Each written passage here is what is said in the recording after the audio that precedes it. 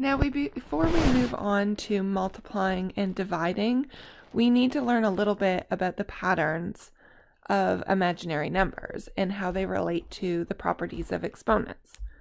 So I is the square root of -1.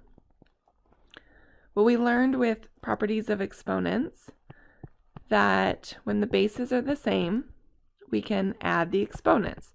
So I squared is the same as I times I.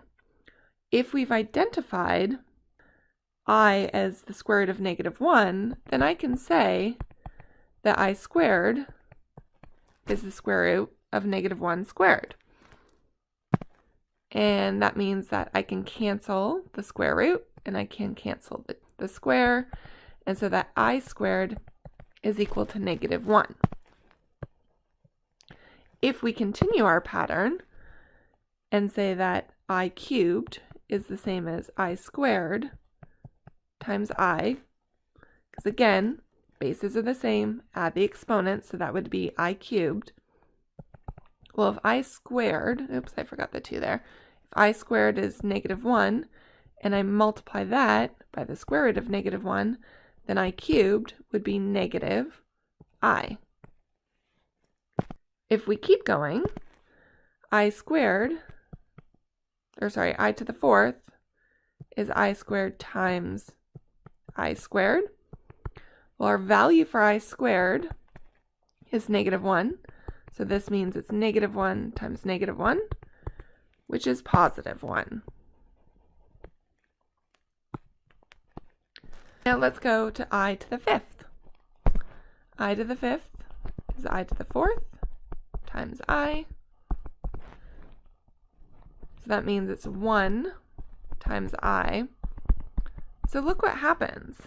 I to the 5th is equivalent to I. If we keep going, I to the 6th is the same as I to the 5th times I to the 1.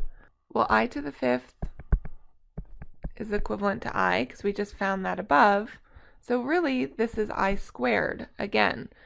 And if we look over to the left, we see that our value for I squared is -1. So what's happening here is that we are just creating a pattern. Every 4 units of I, the pattern repeats itself. So that means that I could ask you, what is I raised to the 32nd power? Well, the 32nd power, it's really 4 times 8. So that's 8 sets of this pattern. So that means that it's going to be 1. So here is the pattern.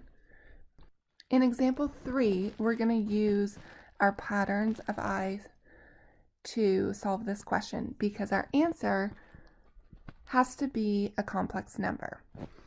So we have an imaginary number multiplied by a complex number. We will start by distributing. -2.5i times 8 and -2.5i times -9. When we multiply the first term together, we get -20i. And when we multiply the second term, we get +22.5, I forgot the I here, I squared.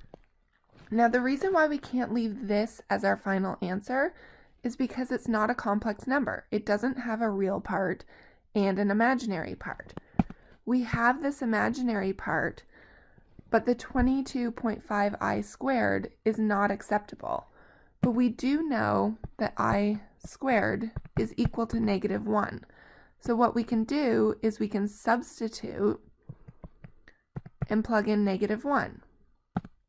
So we end up getting -22.5 because the -1 times the +22.5 gives us the negative, and then -20i. Now we have our real and our imaginary components.